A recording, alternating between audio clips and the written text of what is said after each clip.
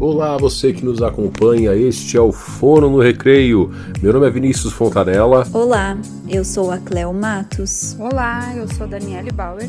E hoje no Recreio eu estou com uma pessoa incrível, com uma fonoaudióloga maravilhosa que carrega consigo 50 anos de profissão.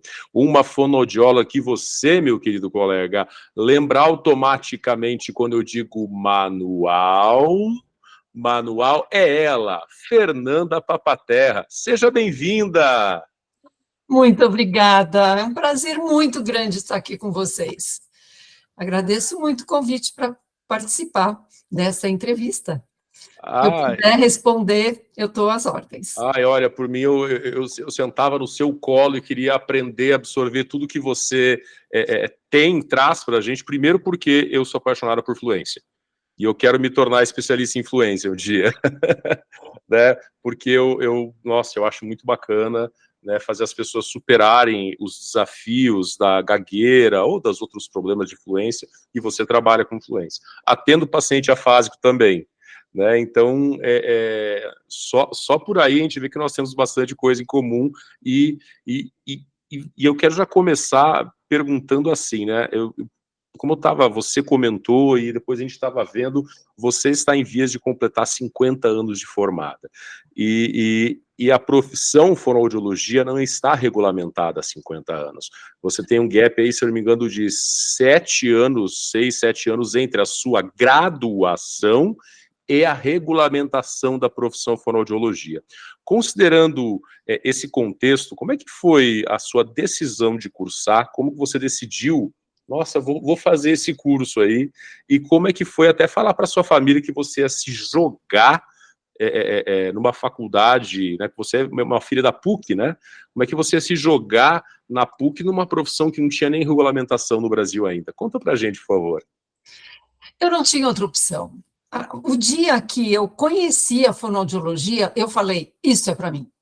Eu fiquei tão apaixonada, inclusive, vou abrir um parênteses aqui e já falar, vou dar um spoiler.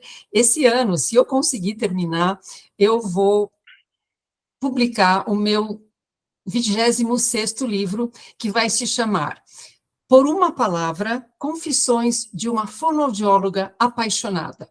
Então, essa paixão veio no dia em que eu soube que existia um curso que juntava medicina, psicologia, educação, fala, linguagem, literatura, conhecimento, tudo que eu gostava.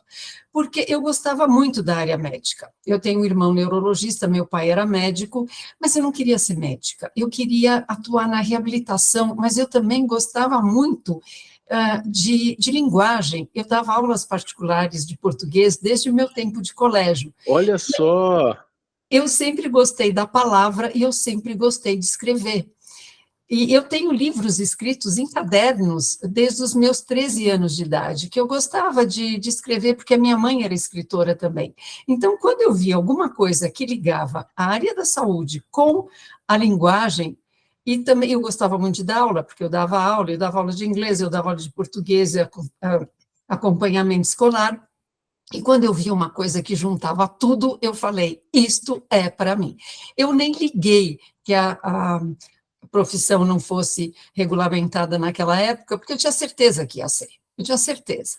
E eu tive um tio neurologista também que falava assim, olha, vai ser a profissão do futuro, porque isso, imagina, 50 anos atrás. E entrei de cabeça, eu fui a primeira turma universitária da PUC, porque antes a PUC tinha um curso que era técnico, era só de 3 anos, tanto que quem se formou antes do meu curso, né, antes das minhas colegas e de mim, essas pessoas tiveram que fazer créditos extras para poderem depois receber o diploma. E só em 1981 a gente, né, participou muito de, né, o pessoal ia até Brasília, a gente fazia muitas coisas até que a profissão foi regulamentada. Só que isso, em termos práticos, não atrapalhou a nossa vida, porque eu acabei de me formar, E eu já abri consultório. Por quê? Porque a demanda era muito grande. Alguém tinha que atender as pessoas com distúrbios de comunicação.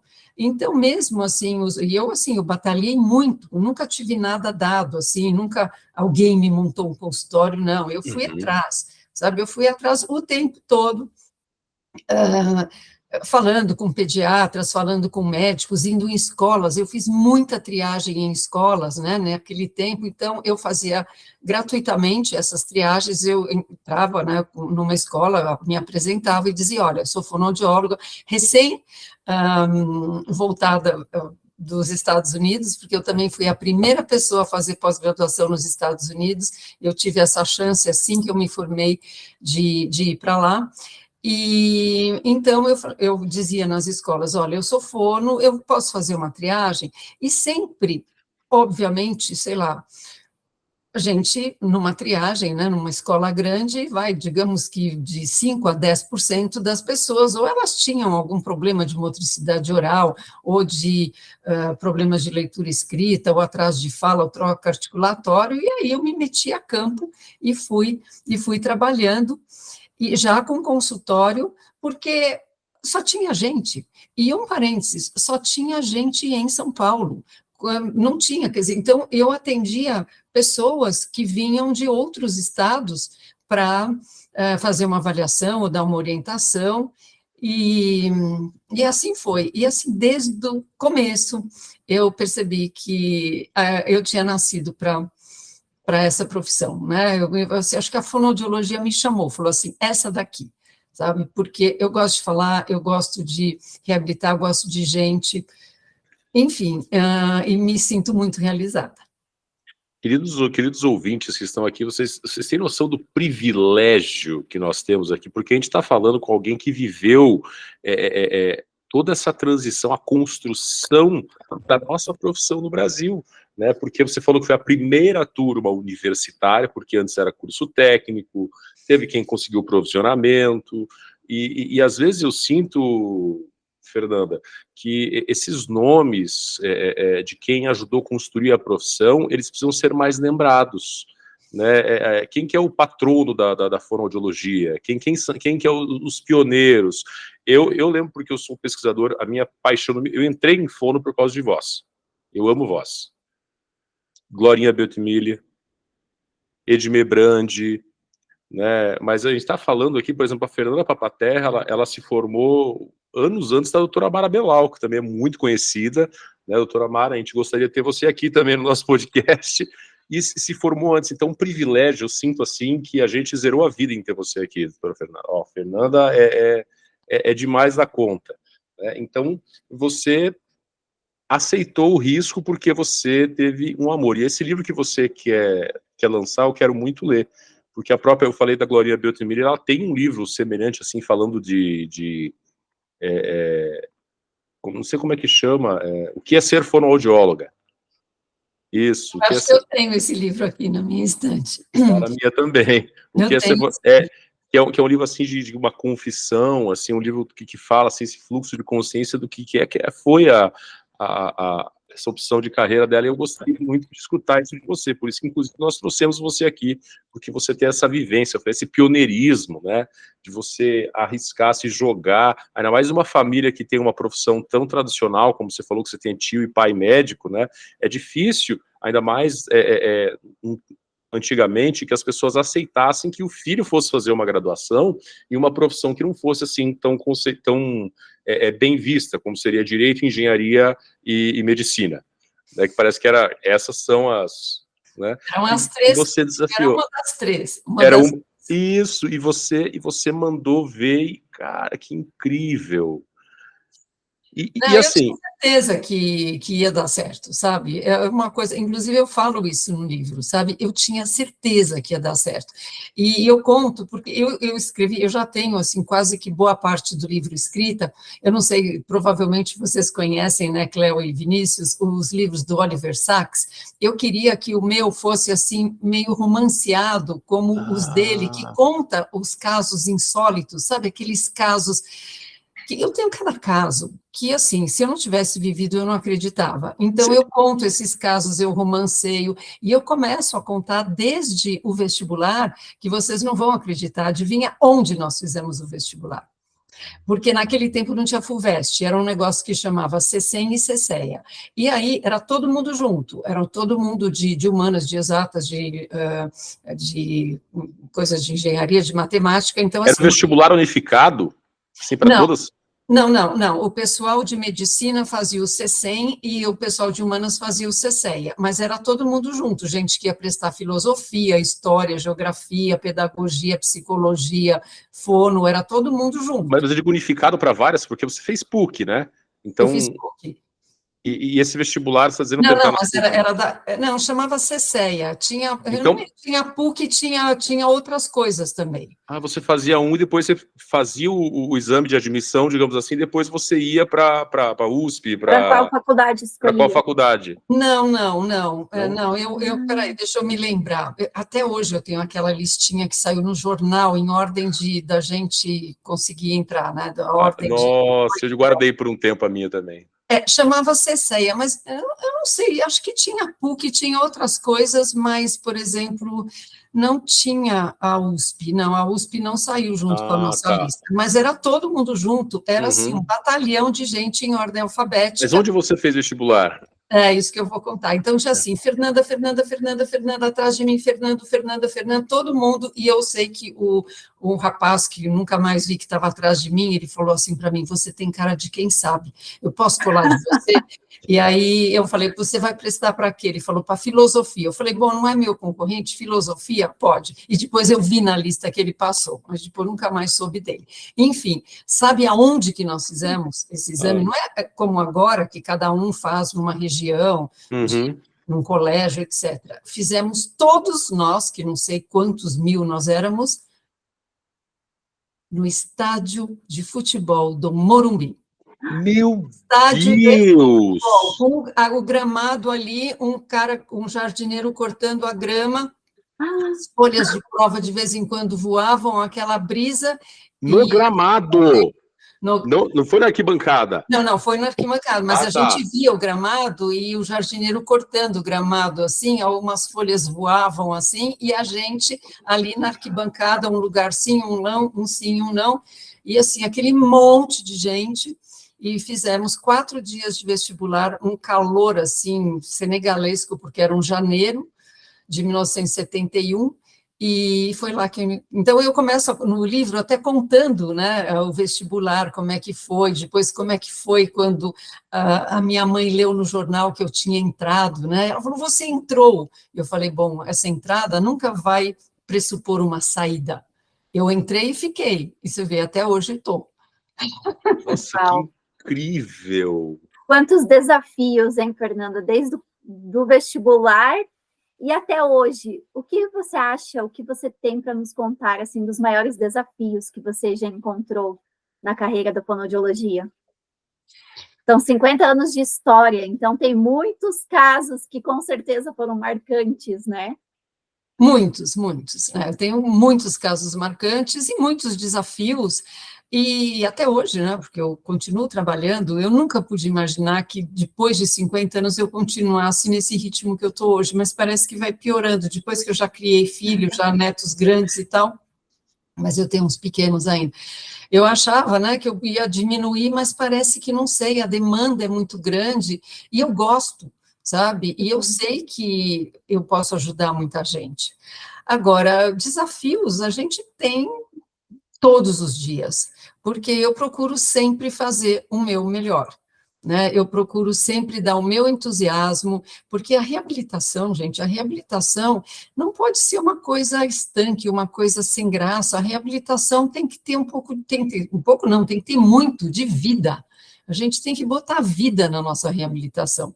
Então, eu tenho até uma história para contar a respeito disso, que agora, recentemente, uma filha de um paciente afásico falou assim para mim, olha que eu pesquisei bastante e ninguém faz a terapia como você, porque além da técnica que você tem, parece que você quer ver o paciente bem, você passa aquela alegria, aquela, vamos lá, tal, você não está fazendo aquilo como uma coisa mecânica. E eu contei para ela uma história, que eu vou contar para vocês agora, que é o seguinte, há muitos anos atrás, quase uns 25 anos atrás, eu atendi um senhor que era uma pessoa muito bem-sucedida aqui em São Paulo, um empresário de muito nome e tudo mais. Ele teve um AVC, ficou afásico e eu era fono dele. E a família que fez de tudo, então não conseguia, não poderia levá-lo aos Estados Unidos porque ele não falava inglês e ele já tinha uma certa idade e tudo mais, então eles importaram uns fonoaudiólogos, uns speech pathologists super importantes lá dos Estados Unidos para dar orientações, então fizeram umas reuniões de família com eles, com fisioterapeuta, com todo mundo e tudo mais, e eles pediram autorização para mim para filmar isso, década de 80, vai, gente, foi por aí, foi final da década de 80, então faz mais de 30 anos.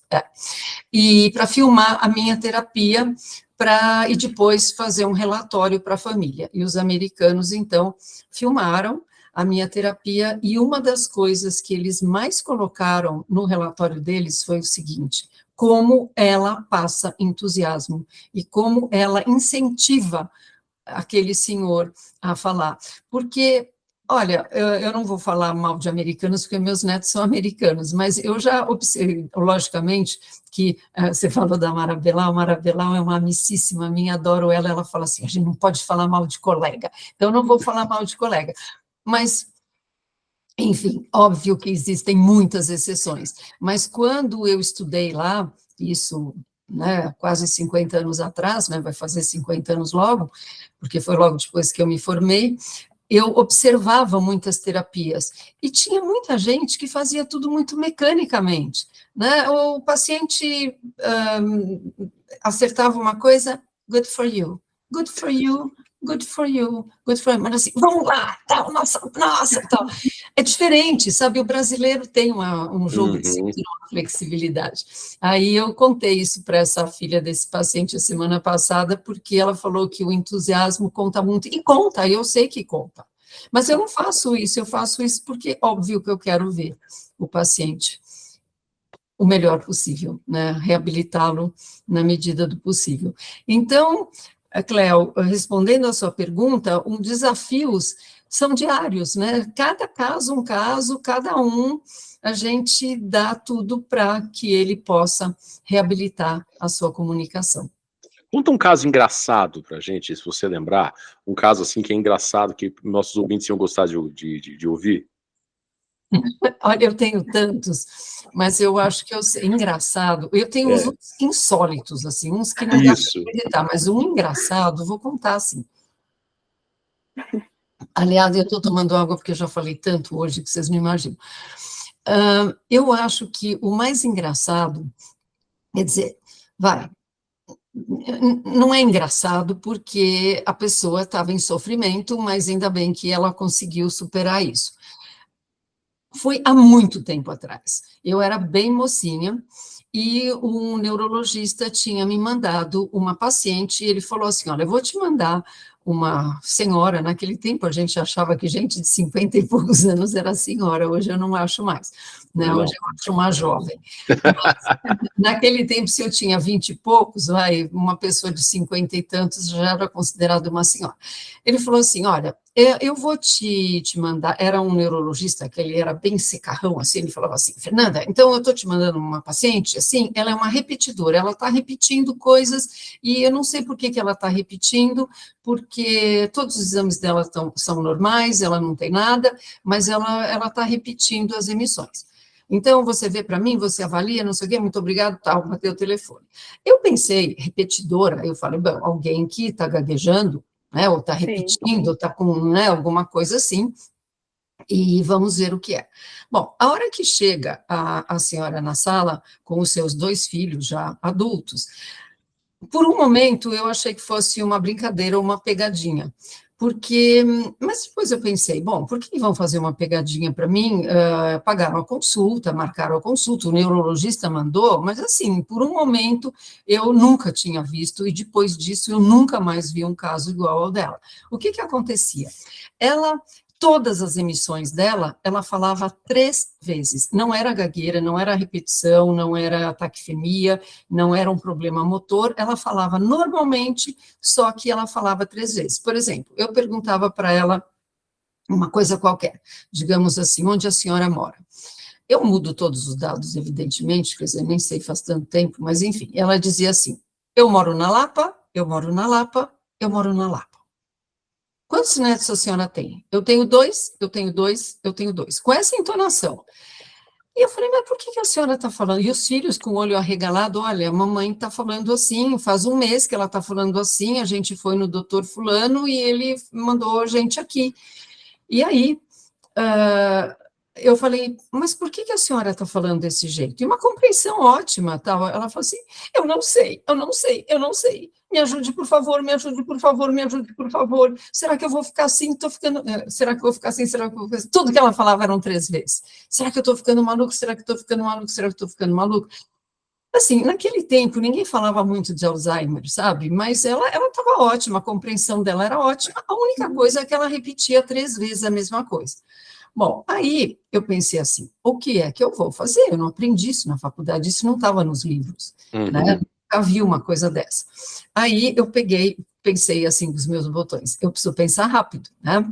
E eu fiz uma cara de profissional competente, porque se eu não fizesse, eu sei que uma sugestão é uma ordem sutil que vai para o inconsciente dela. Eu pensei assim, alguma coisa, porque não era nada motor, eu pensei assim, alguma coisa deve ter acionado isso nela, ela acreditou que ela não consegue falar uma vez só, e agora ela tem que desacreditar, mas ela tem que acreditar em alguém, e esse alguém tem que ser eu, porque ela veio aqui com uma fono, a fono vai resolver o problema dela. Aliás, isso antigamente o pessoal achava assim, chamou a fono, resolveu, né, como se a gente tivesse uma varinha mágica, eu gostaria de ter, né, muitas e muitas vezes, pessoal, bom, chama a fono que resolve, às vezes não é assim. Aí eu uso até hoje um jaleco branco e tal, eu fiz uma cara de profissional competente, falei assim, dona, vamos inventar o nome, acho que no livro eu chamo ela, eu não lembro mais o nome dela de verdade, acho que eu chamo ela de Dona Nair, se não me engano.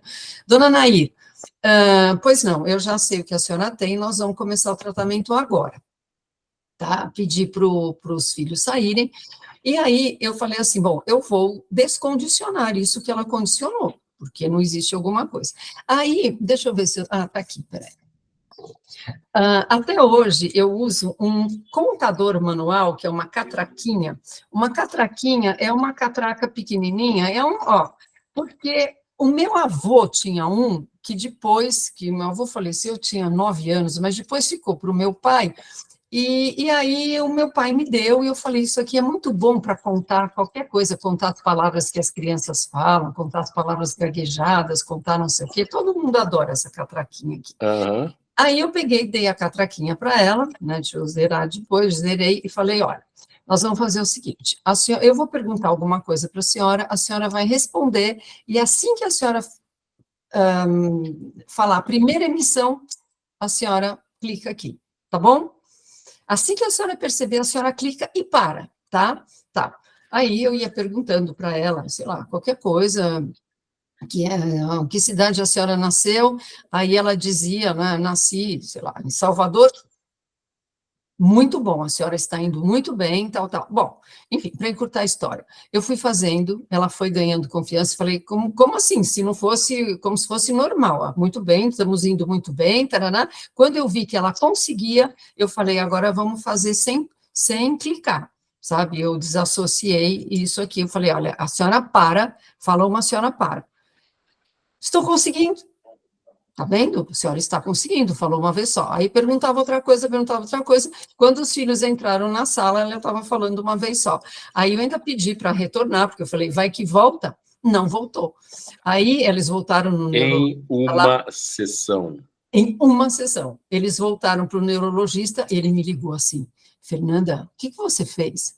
Aí eu peguei, né, ele morria de medo dele, né, eu falava assim, eu usei o condicionamento operante voltado à gagueira, né, eu usei o método de condicionamento operante voltado para a gagueira. Muito bom trabalho.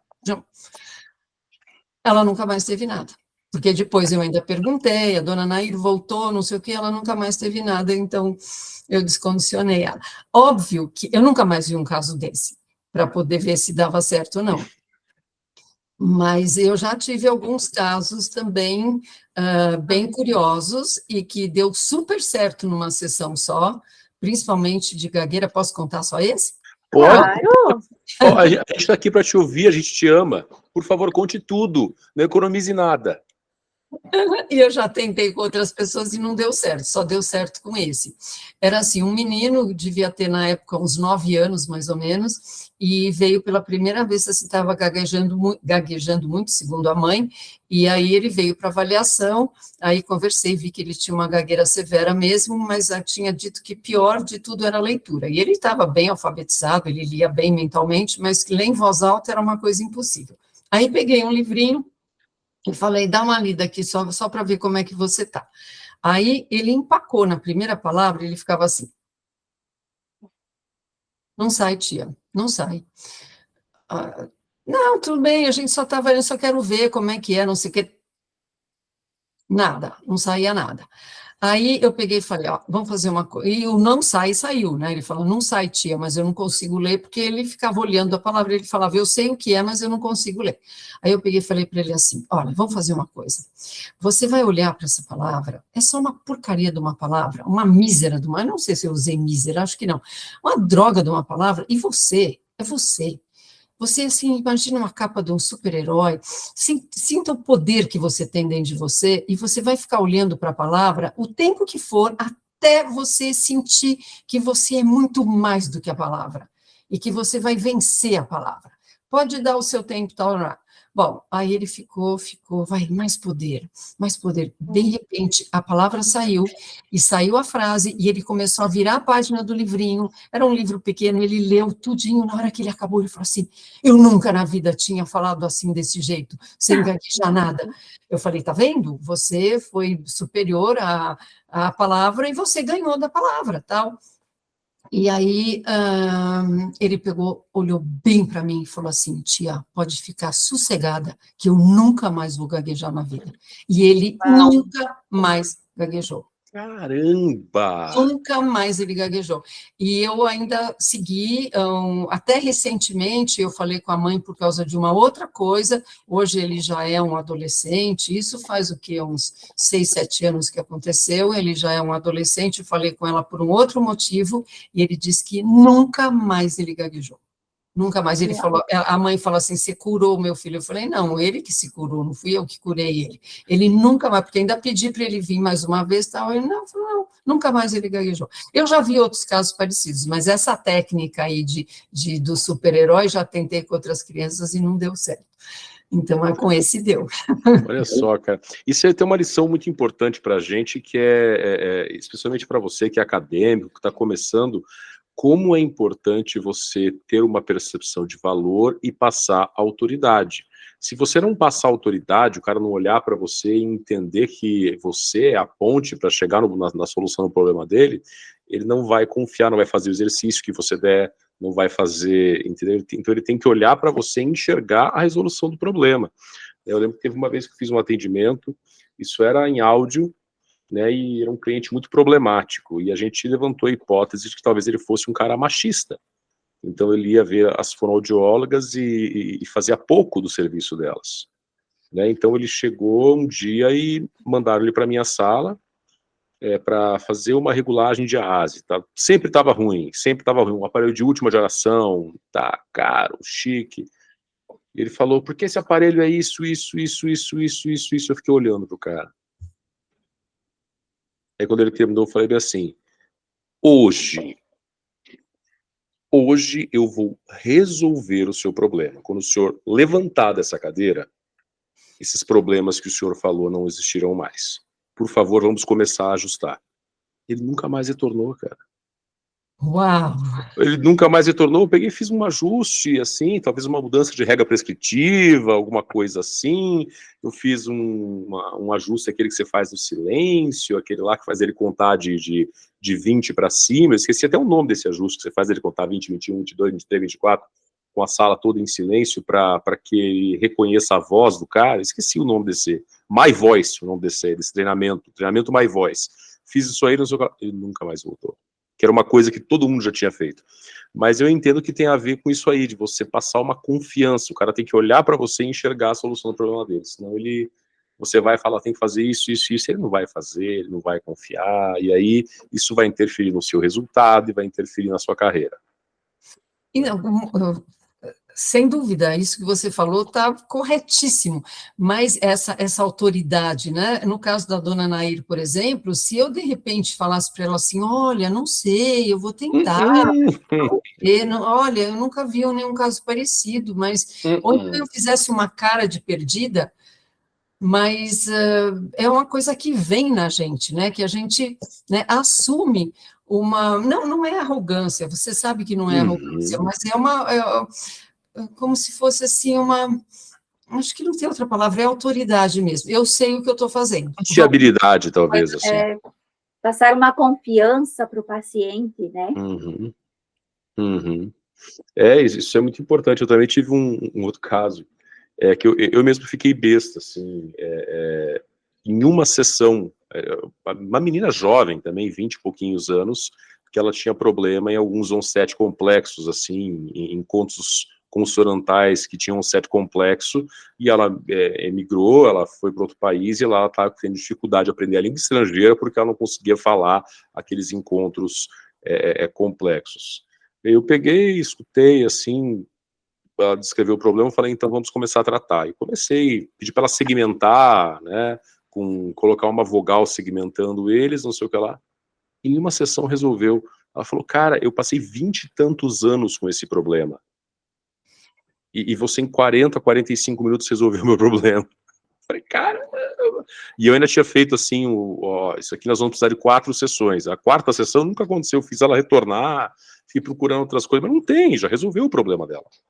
Que bacana, que legal. É muito legal quando a gente consegue fazer isso, né? E tem mais algum caso assim, ou engraçado, ou então emocionante, uma coisa que tocou você em 50 anos de atendimento? Vários, muitos. Deixa eu ver qual deles eu vou contar.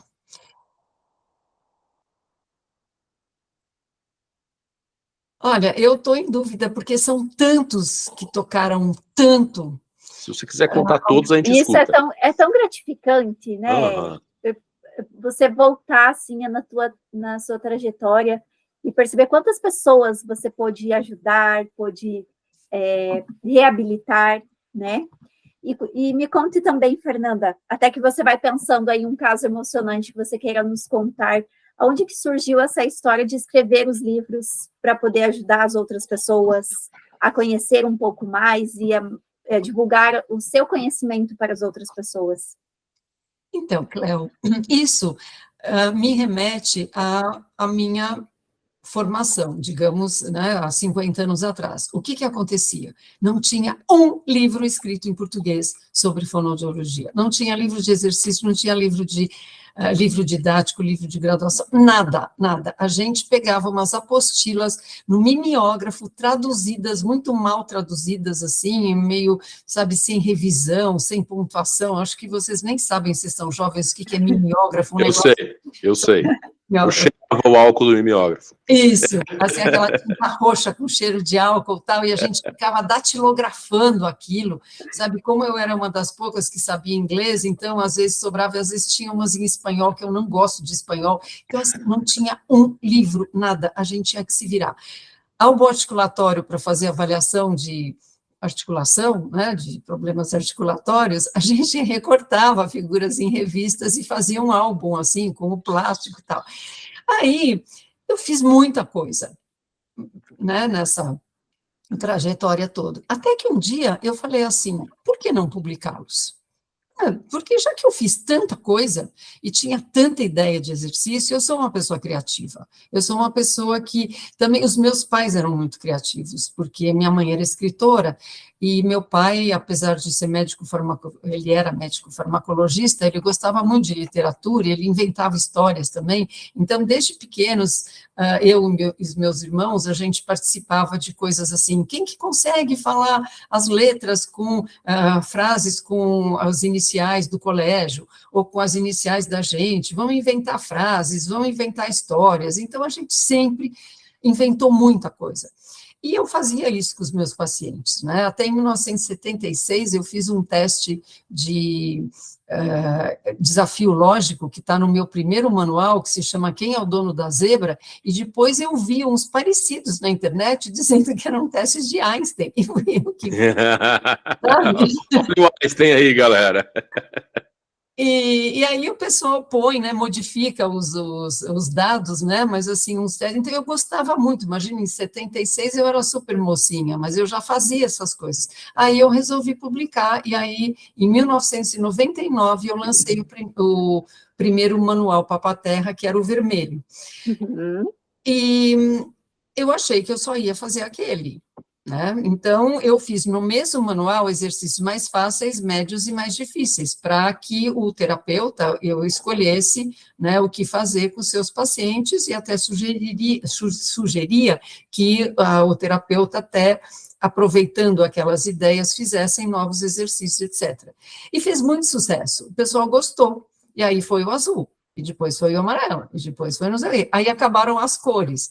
Aí, assim, deixa eu ver, eu estou aqui com o último, que esse aqui é o águia. Então, esses todos já foram escritos. Quando acabaram as cores, e tem o abóbora, o roxo, o branco, o vermelho, o azul, o verde, o bordô, o amarelo, e tem 2 de afasia, que são tal. Aí eu falei, bom, e agora, que cor que eu faço? Aí começaram os animais. Então, eu tenho o zebra, o girafa, o elefante, o tigre, o leão, e esse aqui, o águia. Então, agora eu estou fazendo um por ano, né? Todo congresso sai Uau! um novo, esses manuais Papa-Terra. E também, isso ninguém sabe, mas também em primeira mão estou falando para vocês, estou escrevendo para este congresso um almanaque Papa-Terra. Vai ser a Bíblia, com exercícios para todo mundo, assim. Lançamento esse ano, em novembro, no congresso. Olha só, pessoal. Então esse eu vou levar autografado para casa. Eu também. Vamos nos reencontrar no congresso esse ano.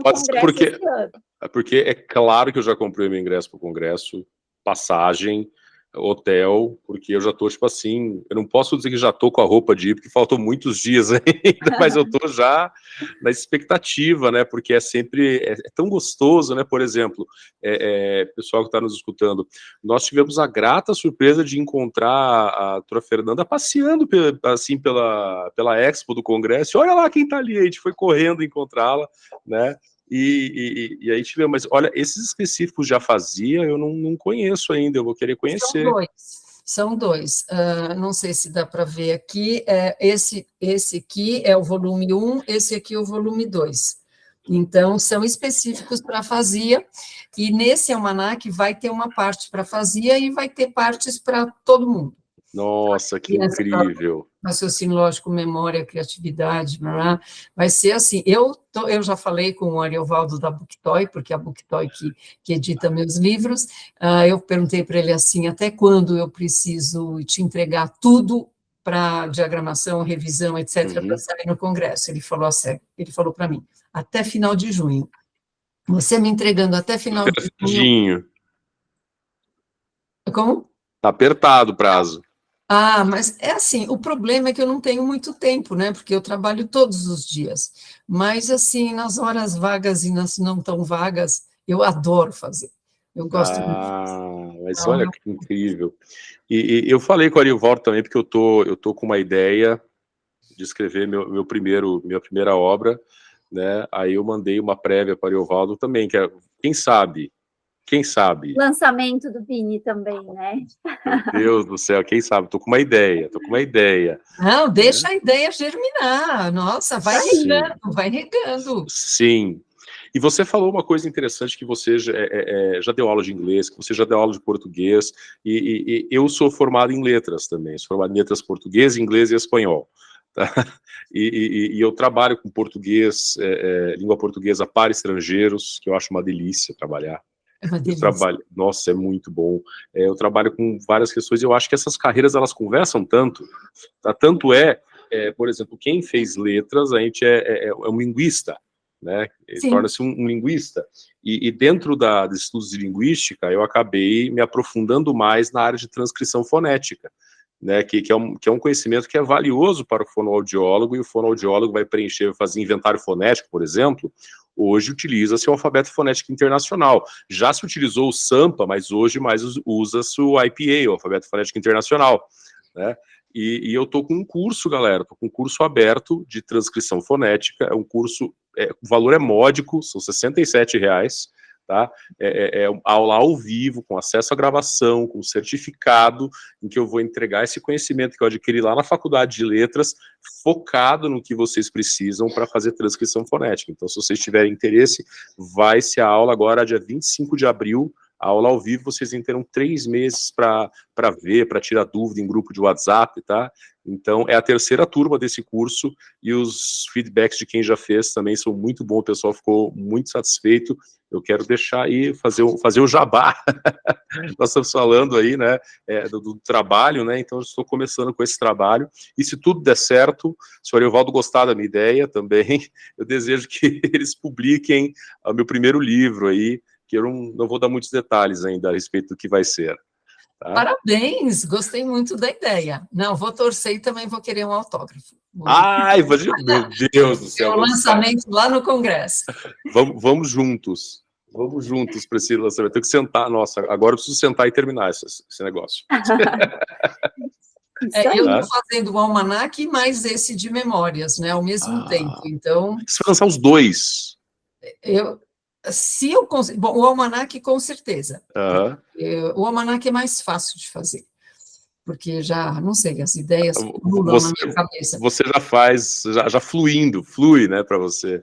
Não, mas se eu conseguir acabar o outro... Mas se você conseguir acabar o outro, serão 2 autógrafos. Serão 2. E eu quero de ter mais essas obras tuas dentro aqui da minha biblioteca, né, que eu falei, eu não estou lá ainda, eu deveria estar fazendo o programa no meu escritório, mas como eu mudei faz poucos dias, a casa está bagunçada, o escritório está em depósito ainda, mas em breve o estúdio será lá, né, e aí a gente, você vai poder ver nas nossas transmissões os seus livros ali na minha biblioteca. Tá? Nossa, que bom, é uma honra para mim. Para a gente também. E você atende, eu vi que você atende do Perdizes. Perdizes, isso.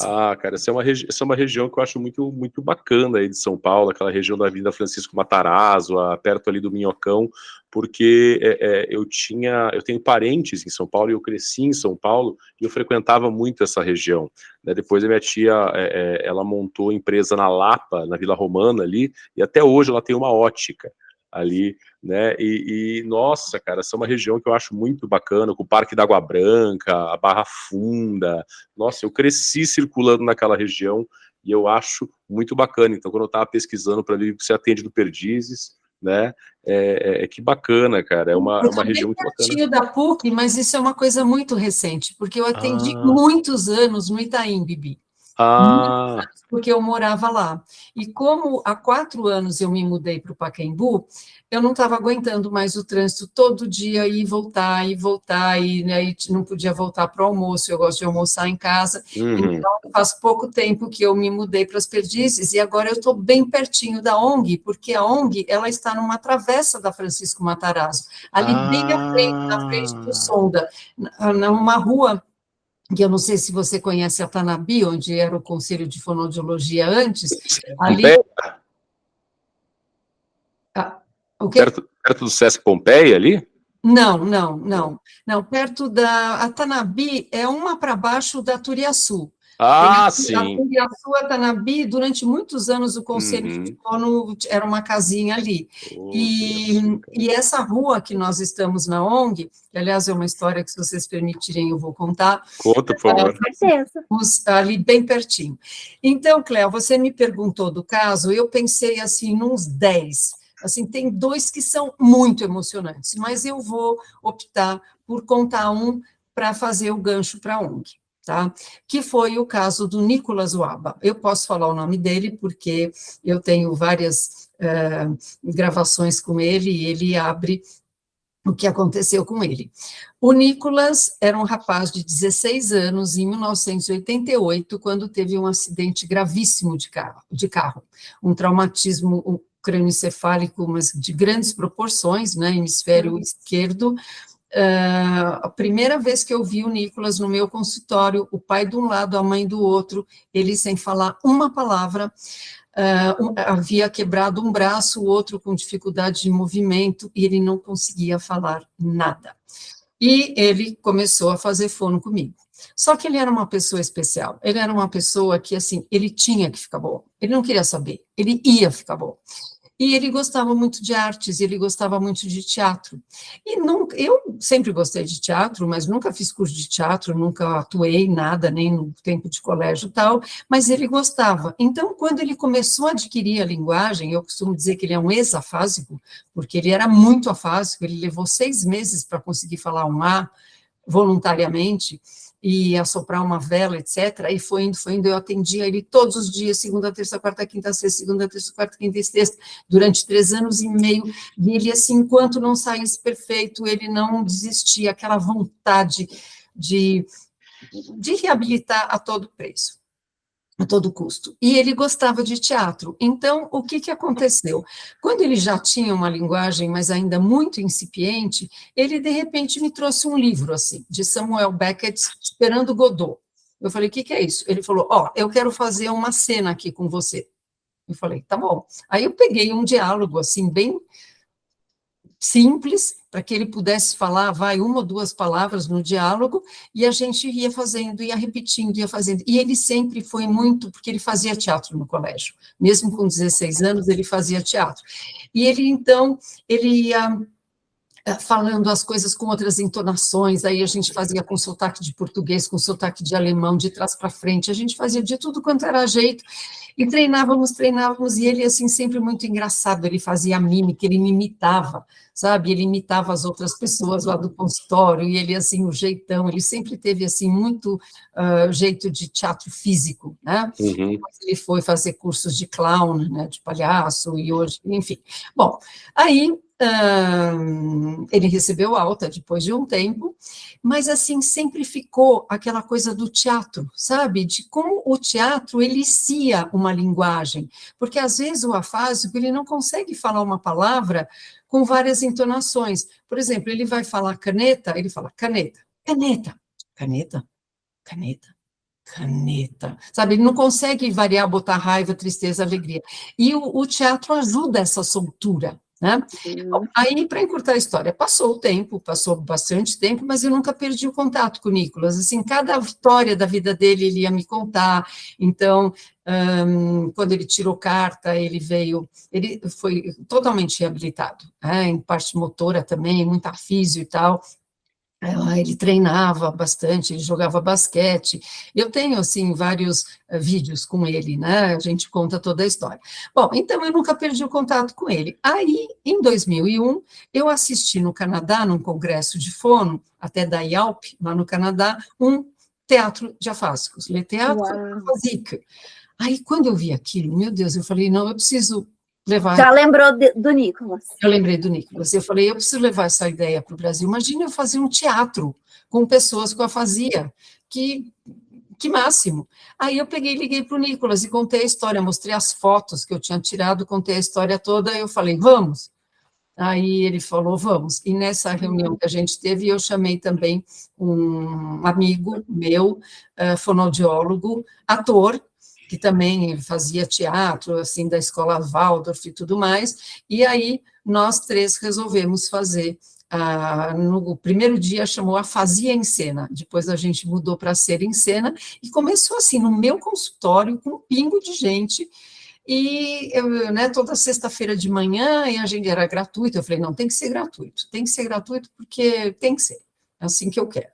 E aí, a gente fazia uns esquetezinhos, né, e os dois que entendiam de teatro faziam, né, você é a sogra, você não sei o que está reclamando, não sei das quantas, e a gente dava muita risada, a gente se divertia, e o pessoal amou. E começou a chegar gente, e aí a gente foi procurar outros lugares para ensaiar, né, porque a ideia realmente era escrever uma peça até o final daquele ano e a gente apresentar a peça. Tinha, sei lá, 8 pessoas para a peça só, e quem escreveu a peça fui eu, porque a gente não tinha dinheiro, a gente não tinha para contratar. Era um trabalho voluntário de todos ali. De todos, E aí eu fiz um jogral ali, ficou super bonito, e a gente apresentou no Bibi Ferreira, isso em 2002. Bom, para encurtar a história, depois de um tempo, nós conseguimos uma casa em regime de comodato, que é essa casa que nós estamos até hoje, mas ela estava emprestada, digamos, para a gente por 20 anos.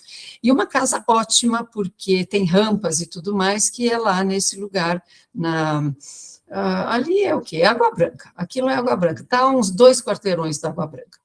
E uma casa ótima, não tem degraus, não tem nada, tem rampas, parece que ela foi feita, e a casa estava fechada durante muito tempo, e foi uma casa que foi tombada, porque foi uma casa que foi um arquiteto muito famoso que fez, chamado Artigas, Vila Boas Artigas, que ele fez a FAO, ele fez alguma coisa em Brasília, enfim, ele fez essa casa, e a casa não é uma casa boa para morar, porque ela é de concreto, etc., então ela estava meio fechada, aí a gente conseguiu essa casa pela Fox Filmes, e depois, o ano passado, o ano retrasado, a Fox Filmes foi comprada pela Disney, e a Disney falou, o que nós vamos fazer com essa casa? Só para vocês. Então, agora a casa é da Ser em Cena. Nossa, que incrível! Que presente, né? Mas a casa é nossa, e agora nós estamos com processo na prefeitura para não pagar o IPTU, porque o IPTU é caríssimo. Caríssimo, o IPTU em São Paulo. Gente, porque ninguém paga nada, é tudo grátis. Então, assim, a gente de doação. E é um trabalho incrível, né? É um trabalho incrível. Não, cara, o IPTU em São Paulo é tão caro que ela impede determinadas atividades. Não, é um absurdo o IPTU, vocês não queiram imaginar como é caro, mas como é uma coisa beneficente, sem fins lucrativos, é uma coisa, enfim, que não faz sentido você recolher donativo para pagar imposto, né? Sendo que você está fazendo um bem para a coletividade, nossa. Mas, cara, que incrível, que incrível. Gente, vocês já imaginaram um teatro com afásicos? É uma vitória para a pessoa que está...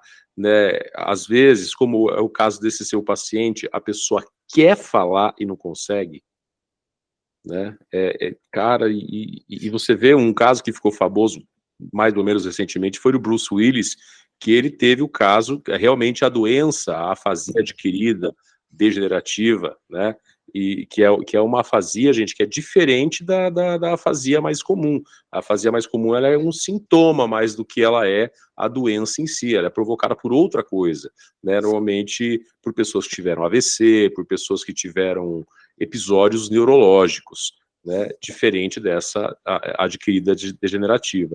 Então, você imagina quantas pessoas têm tantas coisas para falar e ficam ali. Eu tive um paciente afásico que chora.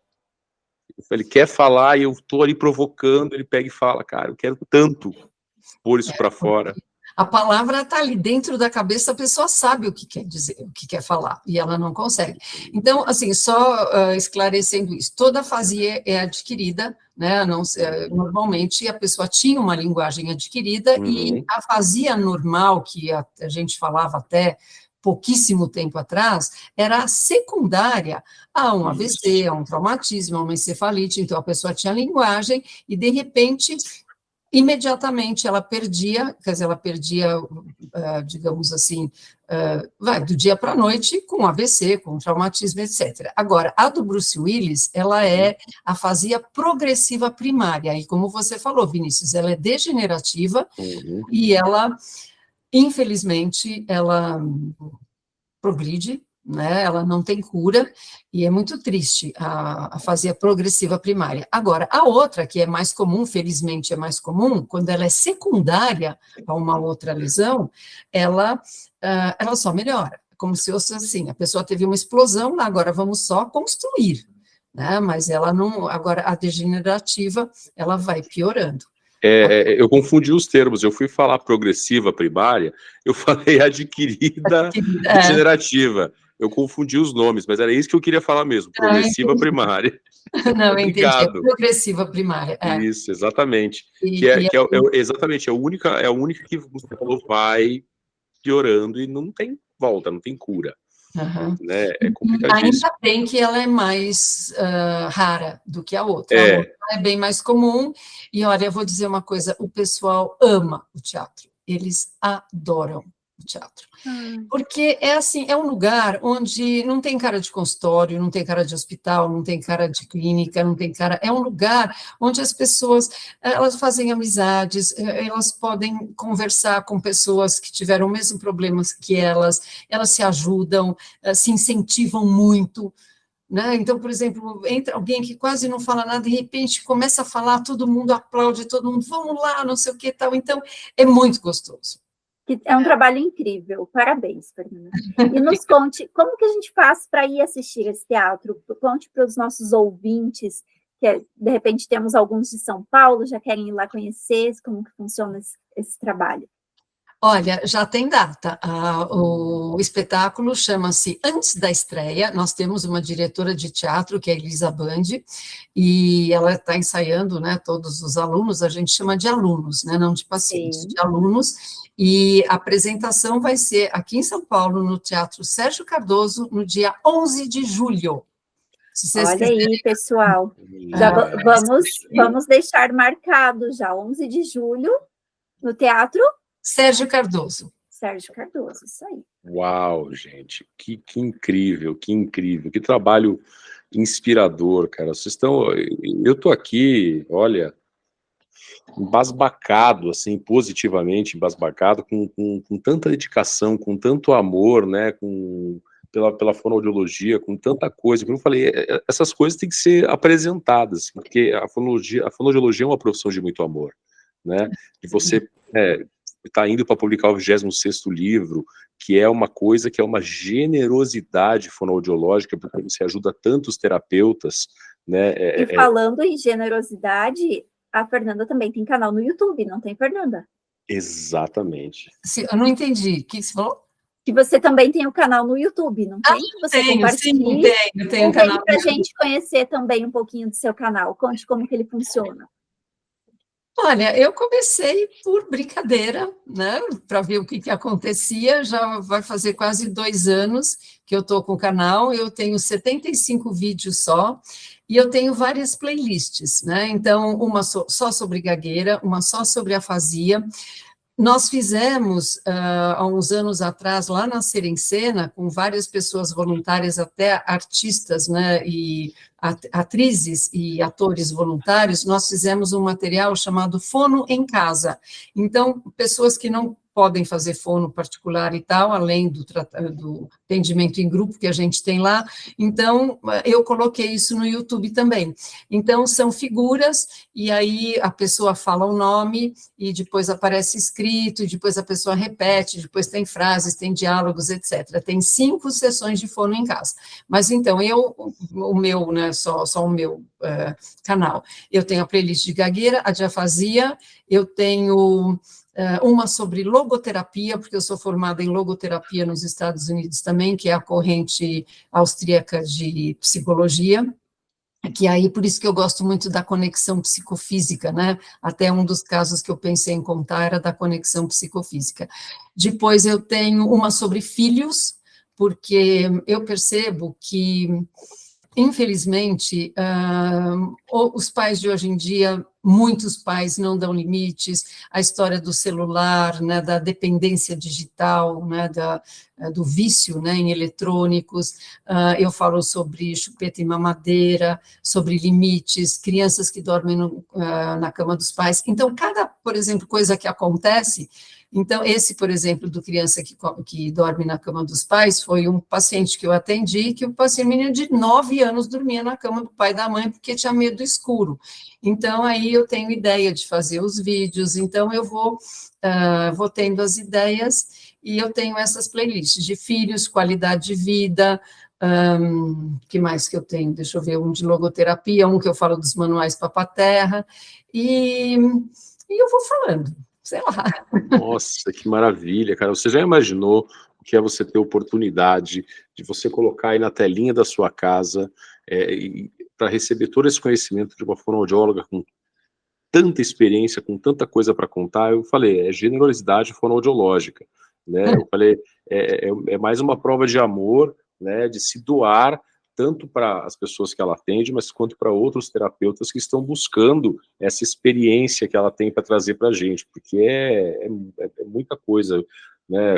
Pensa quanto chão você que é formado, você que está fazendo faculdade, você terá que percorrer para ter aí uma parcela do conhecimento, da experiência que a Fernanda tem e está trazendo para a gente hoje. Que incrível. Fernanda, diga para a gente, se você pudesse, assim, voltar no tempo e ter uma conversa com aquela mocinha, a Fernanda Papaterra, que estava se inscrevendo para fazer o CCEA, né? De repente pudesse estar em dúvida, será que esse é um bom caminho a prosseguir? O que você diria para ela? Vinícius, eu não tinha dúvida, eu tinha certeza. Eu não sei, uma coisa dentro de mim falou assim, é isso, vai. Anda nesse caminho, porque este é o seu caminho. Em nenhum momento eu pensei em outra coisa. Eu não tinha uma segunda opção. Era isso ou era isso. Então, o que eu diria para ela? Eu diria, vai em frente. Você acertou. E faz o que você tem que fazer. Olha, eu só não faço mais porque o tempo não dá. Eu falo assim, eu precisava de uma máquina de horas para eu conseguir fazer tudo o que eu gosto de fazer, mas não, sabe, eu tenho muita ideia na cabeça. E também, obviamente, que com a idade a gente vai ficando mais cansado, né? Eu não tenho mais nem 20, nem 30, nem 40, nem 50, não vou nem falar o resto. Mas por aí vocês devem imaginar que, né, eu estaria numa idade já de estar meio descansando, mas eu queria ter uma fábrica de horas para poder fazer tudo o que eu preciso. Às vezes eu tenho umas ideias assim, sabe? Vou fazer uma fundação, vou fazer não sei o quê, sabe? Um monte de ideias. Mas eu acho que eu diria para a Fernandinha daquela época, assim, vai que é isso mesmo. Vai que você tá no acertou. E o que diria, então, para um acadêmico que está começando fono agora? Olha, eu diria o seguinte, se a pessoa tem certeza de que ela quer, porque precisa ter um perfil, sabe? Precisa ter paciência, não é qualquer pessoa que... Por exemplo, os meus filhos não quiseram nem saber, sabe? Foram para caminhos totalmente diferentes. Então, a pessoa precisa ter alguns quesitos, digamos, e um deles é paciência, amor ao próximo, não que outras profissões também não exijam isso. Mas um conselho que eu daria seria o seguinte, aprendam muito, leiam muito, sabe? Não desperdicem tempo em rede social, ou só ficar, né, browseando para ver o que tem, ou essas coisas que não levam a nada, sabe? Leiam. Por que é importante a cultura num fonoaudiólogo? Porque você não sabe quem você vai atender. Você tem que se colocar no lugar da pessoa, você não pode ser um robô que faz... Por isso que eu acho que nunca a inteligência artificial ou um robô vai substituir um fonoaudiólogo, porque a gente precisa entrar naquela pessoa e, no nível daquela pessoa, conversar com aquela pessoa sabe, por exemplo, atualmente eu atendo pessoas totalmente diferentes. Na ONG, então, a gente atende assim um grupo muito heterogêneo, mas a gente tem que saber o que falar com cada um, como falar com cada um, como ele pode responder. Então, a cultura é muito importante, sabe? A gente tem que saber tudo sobre, quer dizer, óbvio que ninguém sabe tudo sobre tudo, e nem eu me considero uma pessoa tão, né, sei lá, tão culta assim, mas eu procuro sempre estar conhecendo coisas novas para você poder entrar no universo daquele paciente. A gente entender, basicamente, que um profissional da fonoaudiologia tem que saber circular entre esses meandros de diferentes realidades, né? Você não pode abordar uma pessoa que veio lá de uma zona rural procurar você da mesma maneira como você vai atuar, por exemplo, com um afásico que já sabia falar 4 idiomas, Exatamente. que é um cara com... né, porque as rotas de comunicação no cérebro dele são diferentes. A demanda, a reserva cognitiva é diferente, sei lá, a demanda que ele teve por abstração durante a vida foi diferente, até e tudo isso... A engenharia neuronal é diferente, né? Pelo que fez. Então, a gente tem que saber transitar, como você falou, é isso mesmo, circular, transitar. Não que a gente tenha que saber tudo sobre tudo, porque ninguém sabe, lógico. Isso. Mas a gente tem que ter esse jogo de cintura, essa flexibilidade mental. A flexibilidade é muito importante para o fonoaudiólogo. E você falou uma coisa que nunca ninguém falou nesse programa, e eu achei incrível, cara. Fonoaudiólogo tem que ser culto. Não estou falando que você tem que ser pedante, mas, entendeu? Eu valorizo um cara que é fonoaudiólogo, mas ele conhece literatura, ele conhece teatro, ele conhece filosofia. Cara, isso vai te ajudar pra caramba, porque a gente lida com pessoas. Então, a nossa ciência é uma área da saúde, mas o conhecimento de ciências humanas, cara, vai tornar você muito diferente como profissional. Né? Porque você vai atender pessoas que têm esse perfil e elas também vão te julgar esquisito se você não souber transitar, não souber falar. Aí o cara chega lá e fala assim, não, eu quero, na nossa terapia, falar sobre crime e castigo. E aí, meu chapa? Eu acho que você falou um negócio incrível e nunca ninguém falou isso. Mandou muito bem. É que eu sempre achei isso, eu sempre achei que isso sempre ajudou muito, né? E eu conheço fonoaudiólogos que são, assim, uma sumidade em várias coisas, e eu sempre tive a oportunidade de falar para essas pessoas como isso faz a diferença. Isso faz muita diferença. Faz mesmo. Conhecer idiomas, eu tive a felicidade, você falou que não gosta de espanhol, eu adoro espanhol. Até porque eu tenho, assim, a felicidade, se eu pegar meu carro e dirigir 1h30, eu tô dentro do Paraguai ou da Argentina. Eu moro em Cascavel, no Paraná, então o acesso a línguas estrangeiras aqui é muito rico, e nós estamos tendo um fluxo migratório muito grande, especialmente de venezuelanos, né? E assim, com uma intensidade, eles chegam a centenas por pessoa, por semana. Então, e eu já atendi eles em consultório em língua espanhola.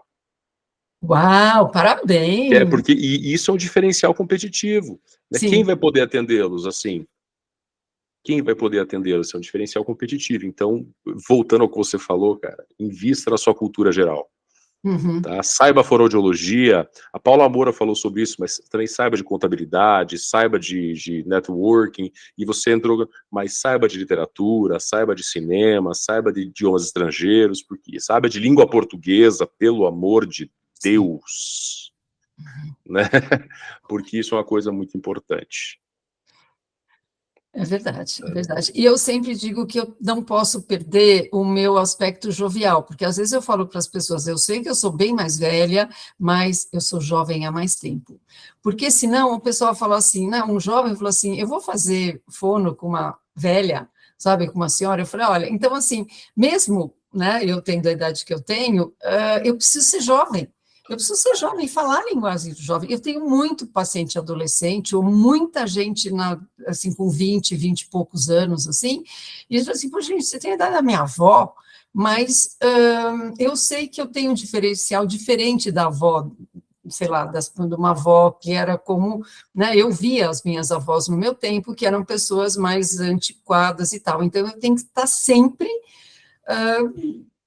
me modernizando, digamos, ou seguindo a tendência das coisas e sempre aprendendo coisas novas, porque tem gente da minha idade que não sabe nem mandar um e-mail, que não sabe mexer em nada, não, isso é muito difícil, não sei o quê. Então a gente tem que, né, dançar conforme a música, não tem jeito. Aliás, esse negócio de mandar o e-mail, eu vou dizer, o pessoal do RH está enlouquecido, porque a geração que veio após os millennials aí, eles não sabem operar computador.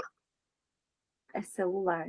Nós passamos pela transição de uma sociedade. Eu tive o privilégio de viver uma sociedade analógica, vi o boom da internet e depois passei a viver em um mundo digital. Estava falando para a Cleo agora, minha casa fechadura digital, aí comando por voz, automação residencial, a internet das coisas.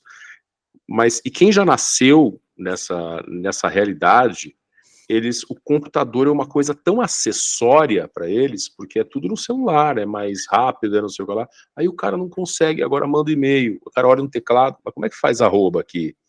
Como é que... É sério, já que eu sou professor também, eu vivo isso, eu levo os caras no laboratório, meu Deus, essa geração, e eu li um artigo que dizia que o pessoal da RH tá em preocupação, voltem a ensinar informática para essa galera aí, porque eles não sabem, então tem pontas diferentes dessa questão de geração. Gente, olha, nós estamos já mais de uma hora conversando, esse papo voa demais, porque a Fernanda tem tantas coisas bacanas para contar, né, Cleo? Tem sim. E é uma honra recebê-la aqui, compartilhando conosco tudo de tão maravilhoso que você já fez pela fonoaudiologia e continua na ativa até hoje. Então, é como você falou, né? Poderia já descansar, né?